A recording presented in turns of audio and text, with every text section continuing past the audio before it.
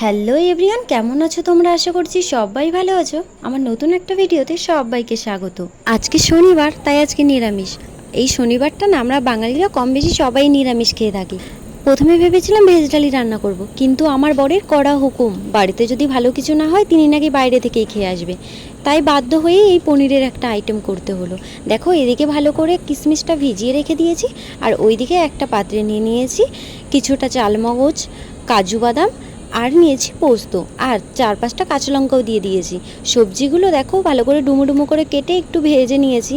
আর এদিকে আরেকটা কড়াই বসিয়ে দিয়েছি, কড়াইয়ে দিয়েছি পরিমাণ মতন তেল, আর তাতে দিয়েছি গোটা গরম মশলা ফোড়ন। গরম মশলা একটু লালচে হয়ে আসলে তাতে যে বেটে রাখা পেস্টটা ছিল না, সেটাও দিয়ে দিয়েছি। আমি কিন্তু একটা বোকার মতন কাজ করে ফেলেছি। বাজার থেকে পনিরটা এনেছিলাম, তখনই বরফ ছিল, আমি আবার ডিপেই রেখে দিয়েছি পনিরটা। এখন থেকে আরও বেশি বরফ হয়ে গেছে। তাই কিছুটা গরম জল করে পনিরটা নর্মাল টেম্পারেচারে আসা পর্যন্ত ওয়েট করে তারপরে গিয়ে আমি পনিরগুলো পিস পিস করে কেটে আর সাদা তেল দিয়ে ভেজে নিয়েছি। তাই তোমাদের দেখানো হয়ে ওঠেনি। আর এই রেসিপিটা তোমরা যখন বানাবে তখন না তোমরা বাটার দিয়ে বানানোর চেষ্টা করবে, একটা খুব সুন্দর গন্ধ বেরোবে আর খেতে আরও বেশি ভালো লাগবে। মশলাটা দেওয়ার পর তাতে দিয়েছিলাম 1 চামচ হলুদ আর পরিমাণ মতন লবণ। তারপরে দিয়েছিলাম 2 টুকরো তেজপাতা, আর দিয়েছিলাম একটা গোটা টমেটো পিস পিস করে কেটে দিয়েছিলাম। সাথে যে ভেজে রাখা সবজিগুলো এক এক করে কিন্তু সব দিয়ে দিয়েছিলাম। তারপরে যে ভিজিয়ে রাখা কিশমিশগুলো ছিল না, সেটাও দিয়ে দিয়েছি। আমরা না পনিরটা রুটির সঙ্গে খাবো, তাই একটু গ্রেভি গ্রেভি রাখবো, বেশি একটা ঝোল রাখবো না। আমি কিন্তু 3 কাপের মতন জল দিয়েছি, তোমরা তোমাদের পরিমাণ বুঝে দিয়ে দিও। আর আমি না জলটা একটু উষ্ণ গরম করে নিয়েছিলাম, একটু নাড়িয়ে চাড়িয়ে তারপরে ঢেকে দেবো।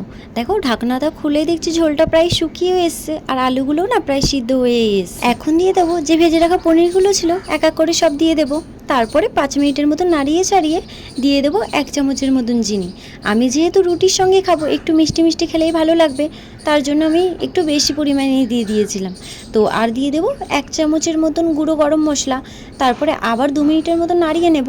আর জানো তো, এই রেসিপিটা আমার বরের সামনে দিতেই আমার বর কিন্তু আমার প্রশংসায় পঞ্চমুখ। তো আমার বরের কাছে তো অনেকই ভালো লেগেছে। তোমাদের কাছে কেমন লাগে অবশ্যই কমেন্ট করে জানিও।